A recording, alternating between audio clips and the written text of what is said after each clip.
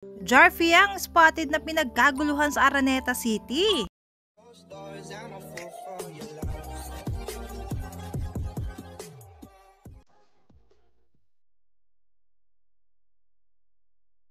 Grabe mga ka-DJ, wala akong masabi sa Jarfiang. Napakalakas talaga nila mga ka-DJ. Kung kahapon, puro JMP ang ngayon naman mga ka-DJ, puro Jarfiang. Talaga namang pinagkaguluhan sila mga ka-DJ. Grabing hiyawan ng Jarfiang fans at punong-puno ang mall.